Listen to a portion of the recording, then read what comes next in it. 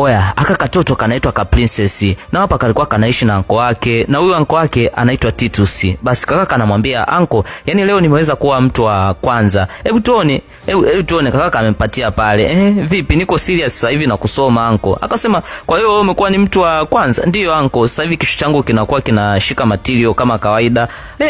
Wewe mbona kama umekuwa ni mtu wa mwisho kabisa anko, utakuwa unashindwa kusoma wewe. Hebu soma vizuri hapo. Wewe anko, shida yako wewe hujasomaga. Najua tu. Mimi nimekuwa mtu wa kwanza. Anko akafoka kinoma, akamwambia ni wewe ni mshenzi. Yaani wewe ni mpumbavu, wewe ni kinyesi. Anko, lakini hapo angalia mimi ndio nimekuwa mtu wa kwanza. Akakemea akasema ushindwe na ulegee na uongo wako. Anko akana jichenga hapo. Tunaletwa baada ya miaka 15 hapa. Sasa hii ni story yake. Yaani kwamba mamake aliweza kumtelekeza huyu mtoto Princess. Akanampa huyu anko wake, na huyu ndo anko wake Titus. Titus akawa anasema, lakini dada, wewe unataka uondoke mara moja uende kwenye interview, basi nakusubiri hapa. Yule mama akawa ameondoka mara moja, kuna sema ameelekea, akamsubiri mpaka usiku akurejea. Akawa amekuja na ka Princess magetoni huko. Sasa kulikuwa na huyu njemba, akasema mwanangu, hiki kitoto kinapiga kelele, kama vipi kipeleke hata nje huko kikalale, au nenda nacho kalale nacho huko. This recap is for educational purposes only. It is not a replacement for the full movie. Bwana, tunaifungua dude letu ili hapa sasa. Aka ka Princess kaka amemfuata anko wake. Huyo anko wake anafanya huko kwenye bar kwa anauza pombe. Akasema wewe usina nifuatafuata. Kaka anasema mwalimu anataka hela ya mlinzi bwana. Muda huo kuna mdada kana ingia hapa akamfuata. Wewe mdada, ina maana wewe ni ulivyovaa hivi Kwa nini usivae nguo kama za watu wa church?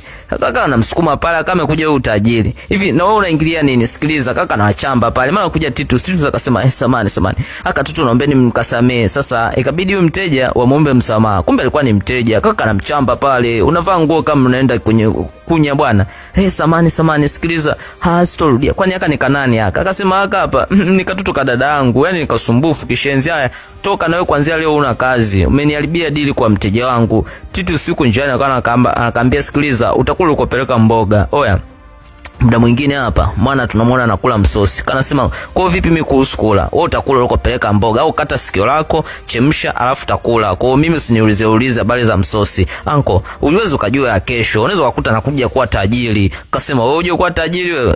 Matajiri wameisha. Oya, sasa mzigo unatuleta upande wa pili huku, tunakutana na tajiri mmoja hivi hapa Nigeria. Akawa anamwambia huyu jamaa hapa, anamwambia sikiliza, ninachohitaji unitafutie mtoto wangu anaitwa Princess. Basi huyo Princess nataka nimkabidhi kila kitu. Ni mtoto wangu wa nje ya ndoa. Naomba mtafute. Sawa? Usije umenielewa.